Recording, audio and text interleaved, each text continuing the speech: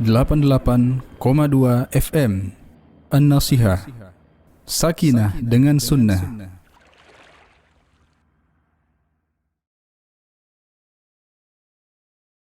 Bismillahirrahmanirrahim.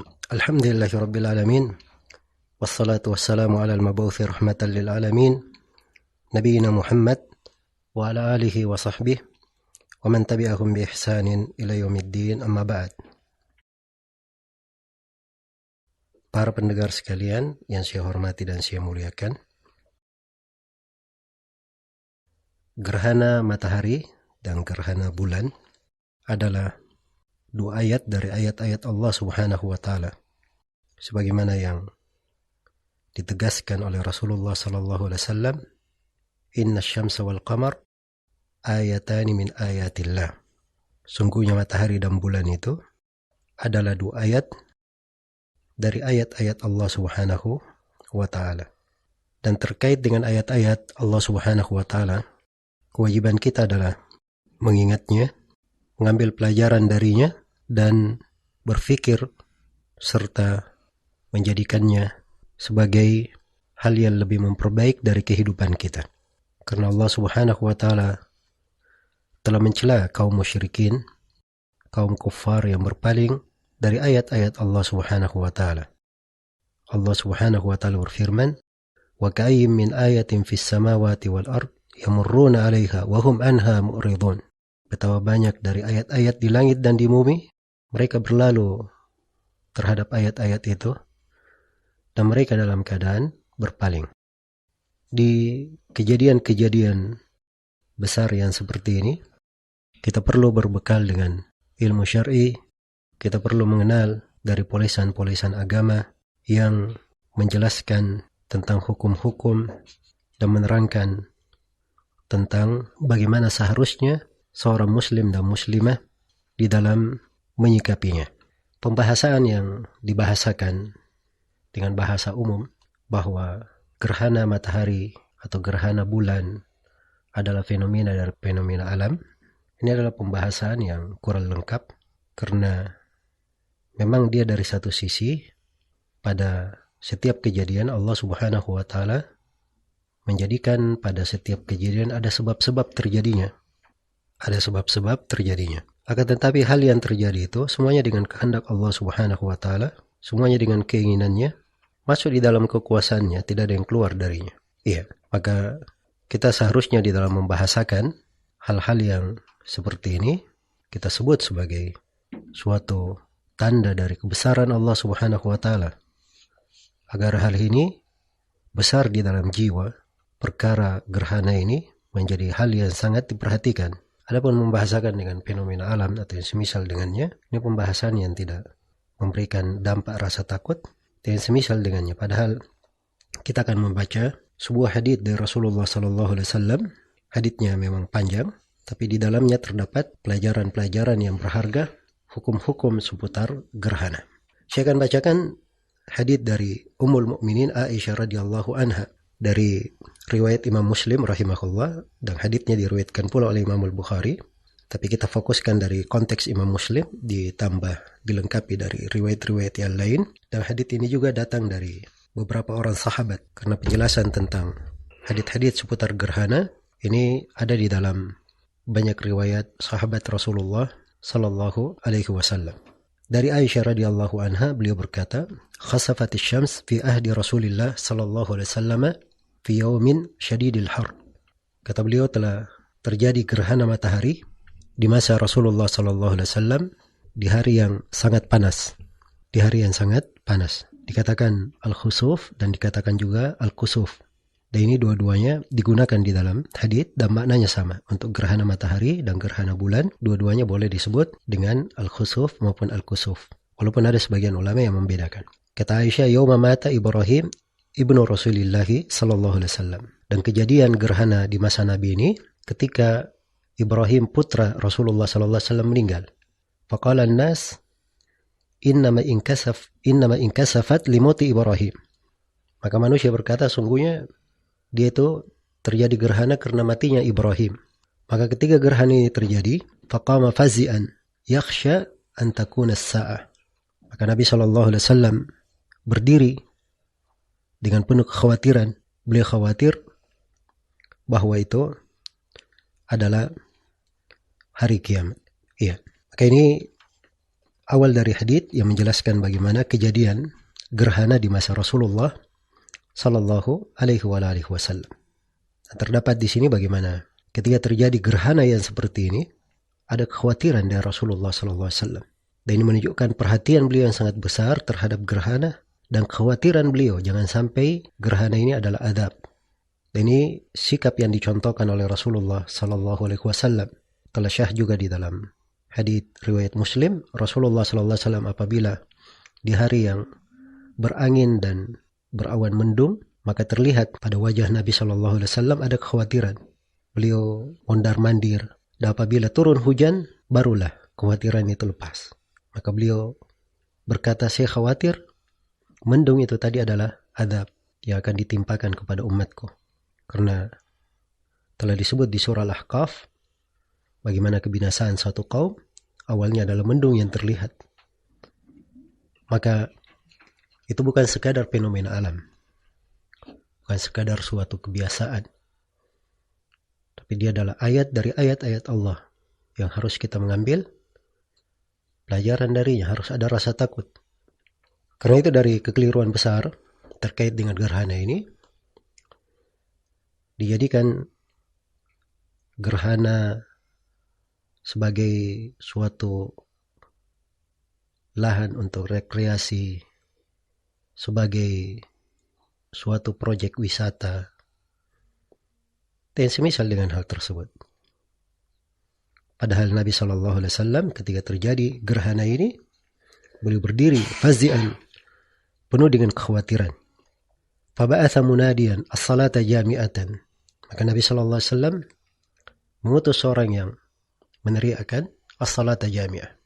Itu beliau ajak manusia untuk melakukan salat. Dan ini yang pertama kali dikerjakan oleh Rasulullah Sallallahu Alaihi Wasallam apabila gerhana itu terjadi. Beliau mengutus orang untuk meneriakkan as-salata jami'ah. As-salata ini peringatan. Nah, jadi perhatikan, mari kalian datang untuk melakukan salat dengan segera. Jami'ah ini dilakukan secara berjamaah, secara bersama. Terdapat pensyariatan mengundangkan as-salata jami'ah untuk salat kusuf. Iya.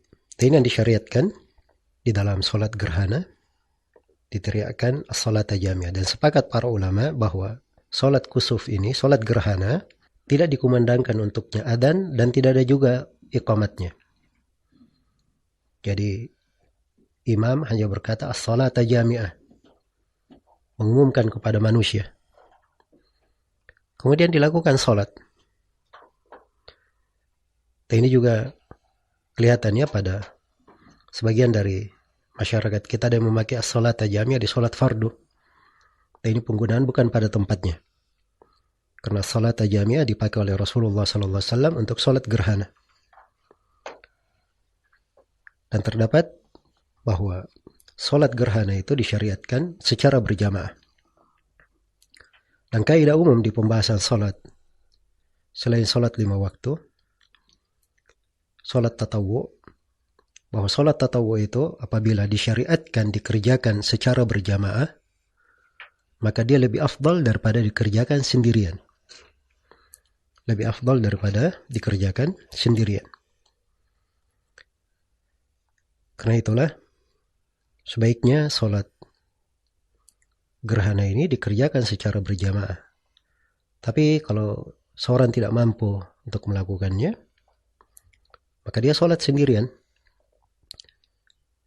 Karena memang syariat untuk salat ini, syariat untuk salat gerhana ini adalah karena terjadinya gerhana. Yaitu bermula dari awal terjadinya gerhana hingga selesai, hingga matahari kembali kepada kondisinya seperti biasa. Iya. Itu mungkin memakan waktu yang lama, tergantung jenis gerhananya dan lama pertemuannya. Dan mungkin di perkiraan gerhana yang diprediksi akan terjadi hari Rabu mendatang, ini memakan waktu yang lama. Maka di waktu itu, ketika melihat gerhana, Rasulullah SAW segera berdiri dengan penuh khawatiran. Beliau khawatir terjadi hari kiamat.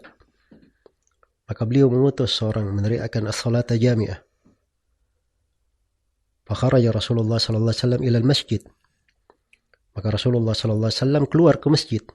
Fakabbar wa saffa an-nas wara'ahu. Maka beliau bertakbir, Allahu Akbar, memulai salatnya, dan manusia bersaf di belakangnya. Manusia bersaf di belakangnya. Iya. Terdapat di dalam hadits ini kesegeraan Nabi melakukan salat gerhana. Ya, begitu gerhana terjadi segera dilakukan. Dan seperti sebagian orang, begitu gerhana lihat dulu mana gerhananya, bagaimana, ya, dengan bahasa seakan-akan itu adalah hal yang perlu dicermati sebagai suatu bahan rekreasi. Beliau segera melakukan salat. Kemudian beliau mulai dengan takbiratul ihram. Maka terdapat bahwa pelaksanaan salat gerhana ini sama dengan salat yang lainnya, dimulai dengan takbiratul ihram. Kemudian disyariatkan di dalam salat gerhana ini bersaf. Seperti umumnya salat berjamaah, diluruskan saf itu. Sebab dikatakan di sini wasaffan nas wara'ah, dan manusia bersaf di belakangnya. Dan kaidah umumnya di dalam salat, Rasulullah SAW bersabda, "Sawwu sufufakum fa inna taswiyatas sufuf min tamamis shalah." Luruskanlah saf-saf kalian, karena meluruskan saf itu dari kesempurnaan salat. Kemudian dikatakan di sini beliau melakukan salat, dan salatnya diglobalkan di dalam hadits Abu Bakrah radhiyallahu anhu. Beliau berkata, "In kasafatis syams ala ahdi Rasulullah sallallahu alaihi wasallam fa shalla raka'atain." Terjadi gerhana di masa Nabi sallallahu alaihi wasallam, gerhana matahari, maka beliau salat 2 rakaat.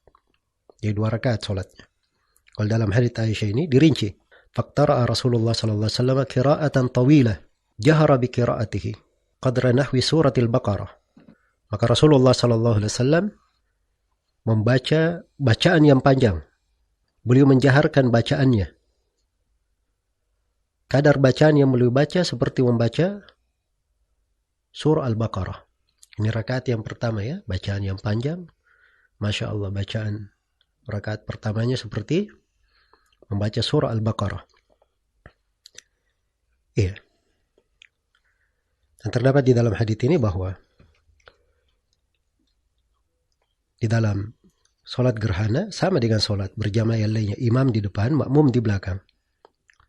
Dan terdapat bahwa ketika imam sudah memulai takbiratul ihram, melakukan sholat, maka bacaannya di rakaat yang pertama itu bacaan yang panjang. Terdapat sunnah hanya memperpanjang bacaan. Karena gerhana itu, gerhana matahari hanya terjadi sekali di masa Rasulullah SAW. Dan beliau memberi contoh bacaan yang panjang. Tidak diberi contoh bacaan yang pendek. Padahal di kaidah umumnya di belakang salat, Nabi SAW bersabda, "Man kana yusalli falyukhaffif." Siapa yang salat, hendaknya dia beringan. Fa inna wara'ahu, karena di belakang dia ada al-marid, wad-dhaif, wadhal hajah. Ada orang yang lemah, ada yang sakit, dan ada orang yang memiliki hajat. Tapi bersamaan dengan itu, di sholat gerhana ini, beliau memperpanjang bacaan. Memperpanjang bacaan. Maka ini yang disunnahkan. Tapi kalau misalnya seorang imam di sebuah masjid, mereka lakukan sholat gerhana dan bacaannya tidak begitu panjang, sekadar mereka melakukan sholat gerhana, maka insyaallah ta'ala itu tidak mengapa. Karena dia telah menegakkan sebuah ibadah yang indah, melakukan sholat ketika gerhana. Dan itu adalah salah satu kegiatan penting ketika terjadi gerhana, yaitu seorang mengerjakan sholat. Dan kita akan terangkan nanti dari amalan-amalan yang harusnya dikerjakan ketika gerhana tersebut. Yang paling pokoknya adalah memang sholat. Dan akan datang di dalam hadits Aisyah amalan-amalan yang lainnya. Baik, jadi beliau memulai dengan bacaan yang panjang. Beliau jaharkan bacaannya seperti membaca surah Al-Baqarah. Katakan hatta ja'alu yakhirrun. Sampai di antara sahabat ada yang duduk saking panjangnya bacaan. Nah, ini nggak ada masalah, imam memperpanjang bacaannya. Orang di belakangnya kalau misalnya tidak kuat berdiri, dia boleh mengambil kursi, duduk di atas kursi atau duduk di lantai. Begitu imamnya akan ruku, dia berdiri. Iya. Dan itu insya Allah ta'ala tidak ada masalah. Kemudian dikatakan thumma kabbara faraka'a ruku'an tawilan. Kemudian beliau takbir, lalu ruku' dengan ruku' yang panjang. Nah, di rakaat yang pertama ini membaca surah Al-Fatihah, setelah itu membaca bacaan yang panjang. Kemudian setelah itu ruku' yang panjang. Nahwan mim maqamah. Lamanya semisal dengan beliau berdiri. Ya. Dan ini menunjukkan disunnahkannya memperpanjang ruku'. Disunnahkan untuk memperpanjang ruku' dan disebutkan kadarnya seperti dia berdiri. Kemudian dikatakan thumma rafa'a ra'sahu faqala sami Allahu liman hamida rabbana walakal hamd. Kemudian beliau angkat kepalanya, i'tidal, beliau membaca sami Allahu liman hamida rabbana walakal hamd. Sama umumnya ketika kita i'tidal. Tapi bedanya thumma qama faqtara'a qira'atan tawilah hiya adana minal qira'atil ula. Beliau berdiri lagi lalu membaca dengan bacaan yang panjang tapi lebih pendek dari bacaan yang pertama. Nah, di sini perbedaan antara sholat gerhana dengan sholat 5 waktu, sholat secara umum. Kalau sholat secara umum setelah i'tidal kita turun untuk apa? Untuk sujud. Tapi ini tidak, setelah i'tidal baca lagi surah Al-Fatihah, baca lagi dengan bacaan yang panjang Rasulullah SAW, tapi bacaannya tidak sepanjang bacaan di yang pertama. Thumma kabbara faraka'a ruku'an tawilan nahwan mimma qama. Kemudian beliau takbir lalu ruku' dengan ruku' yang panjang seperti beliau berdiri. Huwa adana min ruku'il awal, tapi lebih pendek dari ruku'nya yang pertama. Thumma qala sami Allahu liman hamida rabbana walakal hamd. Kemudian beliau berkata sami Allahu liman hamida rabbana walakal hamd. Thumma in hadara bis sujud fasajada sajdatain. Lalu beliau turun sujud, lalu beliau sujud 2 kali sujud. Thumma fa'ala fi raka'atil ukhra mithla dhalik. Kemudian beliau kerjakan pada rakaat yang kedua seperti itu juga. Hatta stakmala 4 rakaat wa 4 sajadat.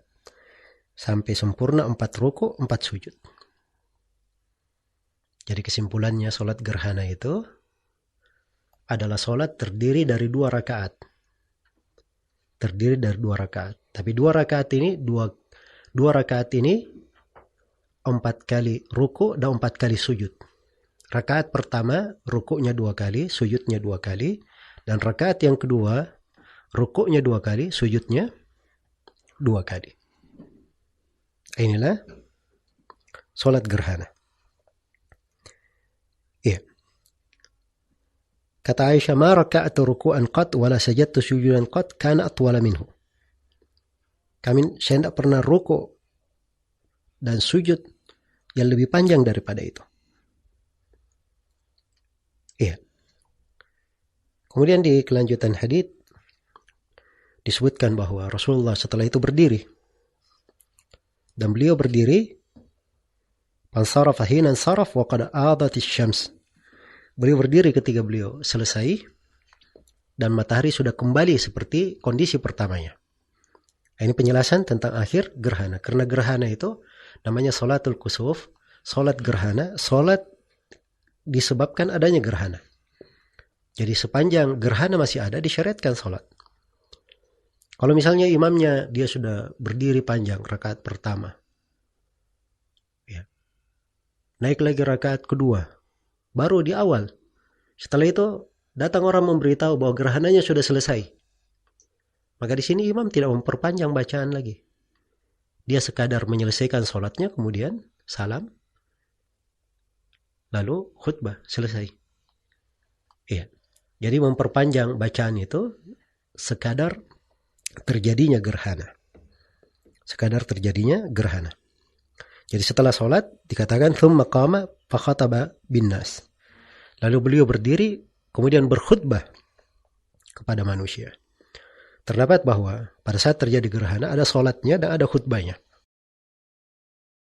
Namun khutbah di sini tidak disebut seperti khutbah Jumat, naik ke atas mimbar dan sebagainya. Boleh saja seorang yang selepas sholat gerhana kemudian berkhutbah menyampaikan pesannya kepada manusia, dia berdiri saja. Karena maksudnya seperti yang disebut di sini, fahamidallaha wa athna alaihi bima huwa ahlu. Maka Nabi memuji Allah dan menyanjungnya dengan apa yang Allah Subhanahu wa taala pantas dengannya, dengan pujian yang semestinya. Thumma qala amma ba'du. Kemudian Rasulullah sallallahu alaihi wasallam bersabda, amma ba'du. Ya, dan amma ba'du ini adalah kalimat yang dibawakan untuk memasuki khutbah. Ya, sebelum saya masuk kepada khutbah, masih ada satu poin terkait dengan perempuan. Ya, perempuan boleh hadir sholat berjamaah, sholat gerhana di masjid. Dan kalau mereka ingin sholat sendiri di rumah, telah kita terangkan bahwa sholat gerhana boleh dilakukan sendirian, boleh dilakukan secara berjamaah. Tapi untuk sholat tatawu yang disyariatkan berjamaah, itu lebih afdal dilakukan berjamaah daripada sendirian. Kecuali perempuan. Afdalnya untuk perempuan adalah di rumah. Karena sholat wajibnya saja afdalnya di rumah. Tapi kalau dia ingin ke masjid, tidak boleh dilarang. Apabila ingin ke masjid, sholat gerhana karena mungkin lebih mudah sholat dengan bacaan imam, maka itu adalah alasan yang mungkin saja terjadi pada seseorang. Jadi setelah Rasulullah SAW memulai khutbahnya, beliau puji Allah, lalu beliau berkata, ma ba'du, beliau berkata, ayuhan nas, innama syamsu wal qamar ayatani min ayatillah. Wahai sekalian manusia, sungguhnya matahari dan bulan adalah dua ayat dari ayat-ayat Allah. Wa innama la yankhasifani li mauti ahadin minan nas wala li hayati. Dan ketahuilah bahwa matahari dan bulan ini tidak gerhana, tidak terjadi gerhana padanya karena kematian siapapun dari manusia dan tidak pula hidupnya siapapun dari manusia. Sini Rasulullah SAW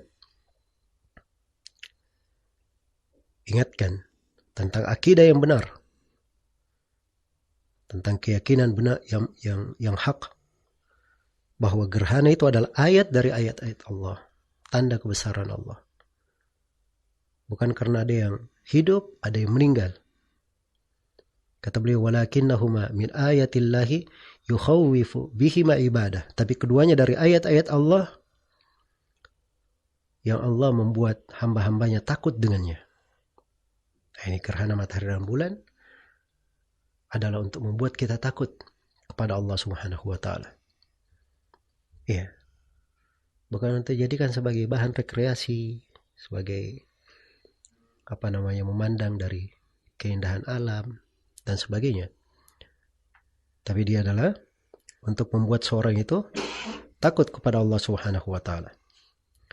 Yukhawwifu bihima ibadah. Allah membuat hamba-hambanya takut dengan hal tersebut. Wa innahum kanu yaquluna inna asy-syamsa wal qamar la yakhsifani illa limauti 'azim. Adapun kaum musyrikin, mereka berkata bahwa matahari dan bulan itu tidak terjadi gerhana pada keduanya kecuali karena ada seorang yang besar meninggal. Nah, ini dibantah keyakinan kaum musyrikin oleh Rasulullah sallallahu alaihi wasallam.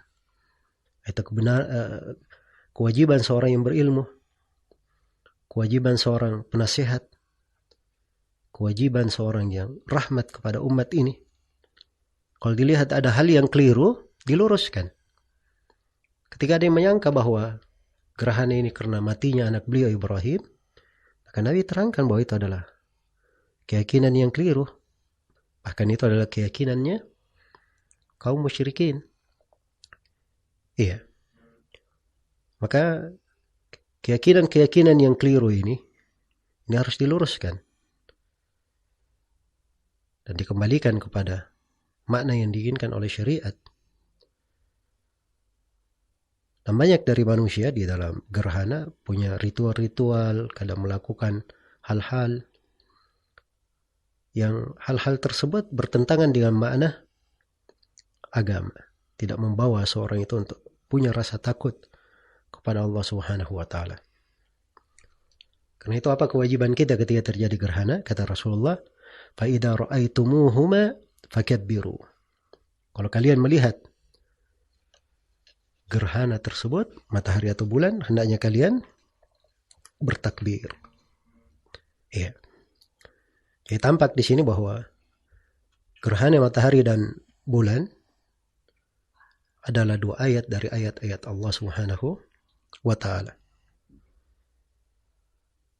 Bukanlah suatu hal yang dikatakan semata fenomena alam. Dan ini penyakit ya pada sebagian manusia, orang-orang yang kurang keimanannya kepada Allah, bahkan orang-orang yang kadang dia tidak meyakini akan adanya yang mencipta. Ketika terjadi gempa, oh ini pergeseran lempengan-lempengan bumi. Ketika terjadi tsunami, oh ini begini dan begitu. Ya. Selalu dia sandarkan kepada semata fenomena alam. Dan ini keliru yang sangat besar.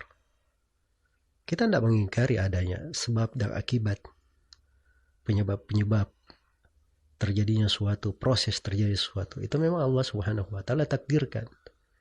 Tapi harus diketahui bahwa hal-hal yang seperti itu adalah kebesaran Allah Subhanahu wa taala.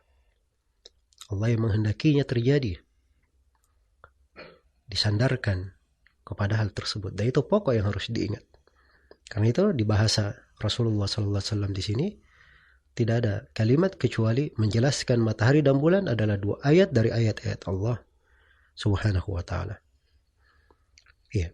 Apabila kalian melihatnya, maka bertakbirlah, itu lakukan salat. Dan terdapat bahwa apa yang dihitung oleh ahli hisab, ahli falak di dalam gerhana itu bukan ukuran. Tapi yang jadi ukuran adalah kalau kita melihat gerhananya. Ucapan ahli hisab, ahli falak itu pendekatan. Ya mungkin mereka benar dan mungkin mereka keliru. Dan itu bukan dijadikan sebagai dasar untuk sholat gerhana.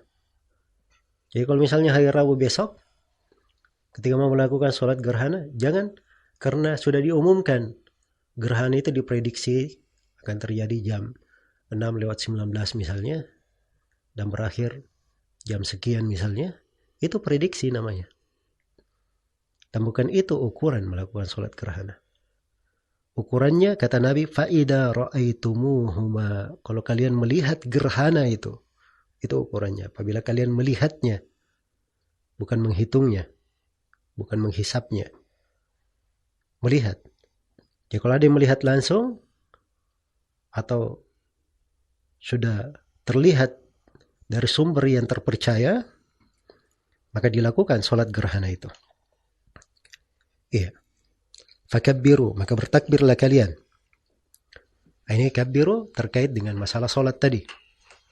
Dan sudah kita terangkan tentang kaifiat sholat gerhana secara ringkas. Kemudian kata beliau, wada'ullah, dan berdoalah kepada Allah.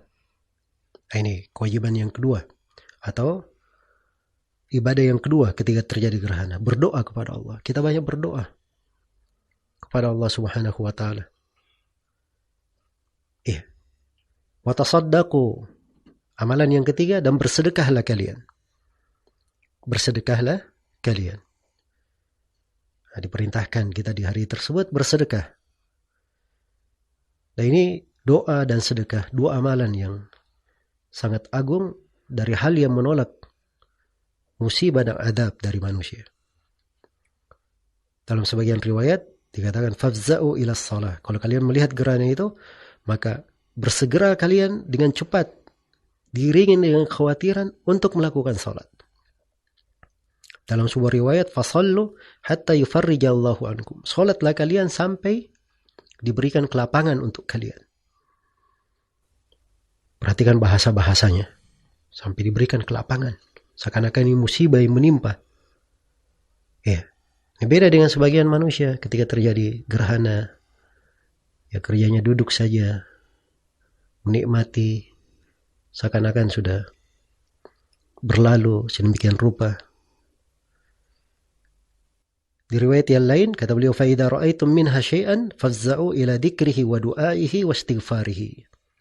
Apabila kalian melihat sesuatu dari gerhana itu, maka bersegeralah kalian untuk dzikir kepada Allah. Ini juga dari amalan, memperbanyak dzikir kepada Allah Subhanahu wa ta'ala.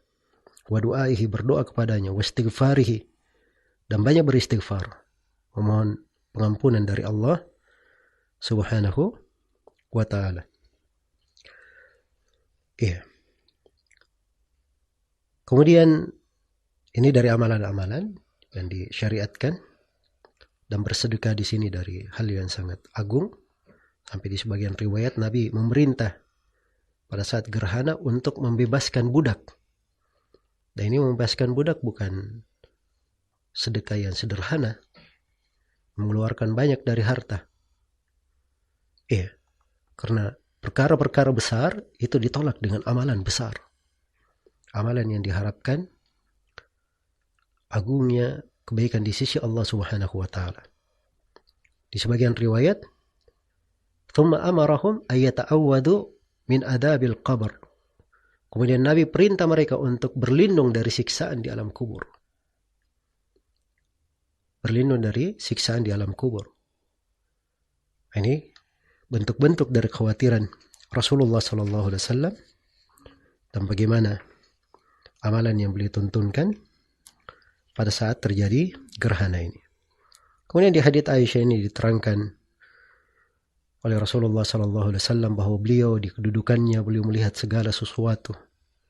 Beliau melihat neraka, sebagiannya telah memakan sebagian yang lain, sehingga Nabi waktu itu terlihat mundur karena beliau tidak melihat suatu hal yang lebih mengerikan daripada neraka itu. Beliau melihat Ibnu Luhai. Ya, Ibnu Luhai ini dia yang menjadi sebab terjadinya kesyirikan di dalam neraka. Dan ada pemilik mihjan yang mencuri di musim haji. Ini juga dilihat di dalam neraka. Dan dilihat pula seorang perempuan dari Bani Israel yang memiliki kucing. Dia ikat, tidak diberi makan sampai dia mati. Ini disebut di dalam neraka.